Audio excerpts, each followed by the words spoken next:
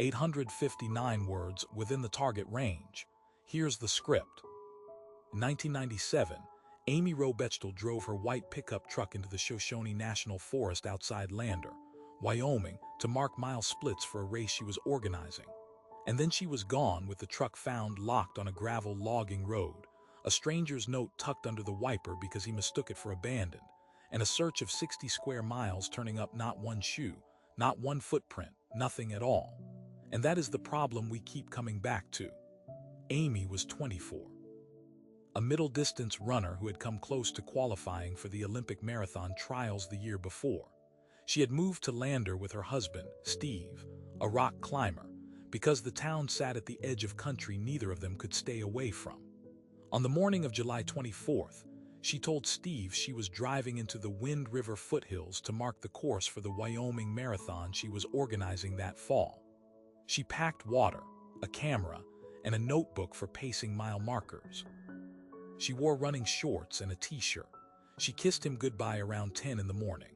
That was the last time anyone who knew her saw her alive. By noon, she should have been on Loop Road, climbing through Lodgepole Pine above 8,000 feet.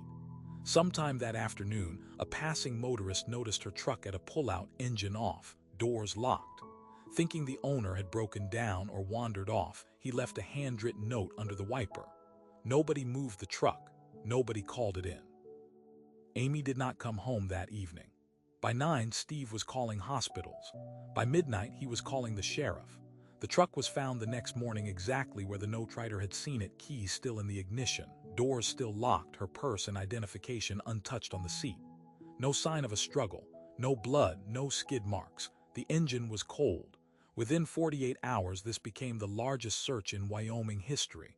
Over 500 volunteers, search dogs, horseback teams, fixed-wing aircraft, and a National Guard helicopter with infrared cameras.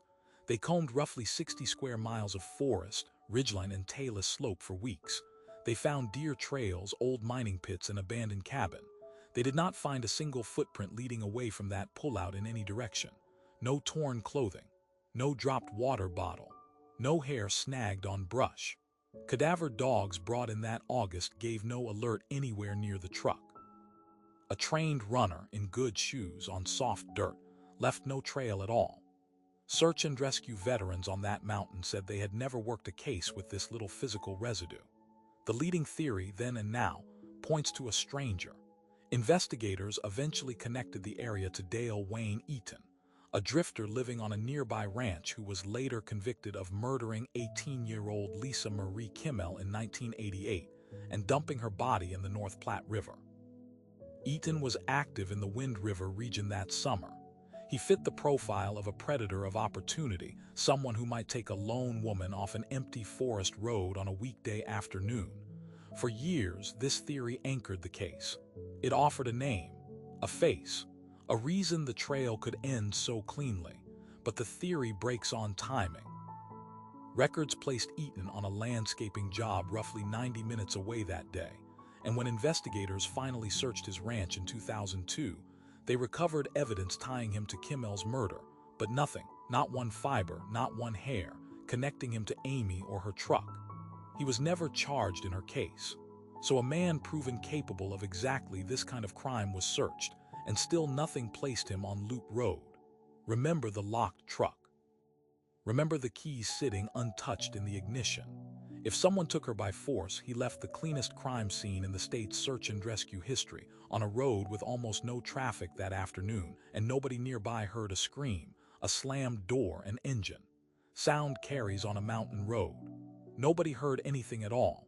Here is the detail investigators still cannot explain. The truck was not just closed, it was locked, keys resting inside the cab.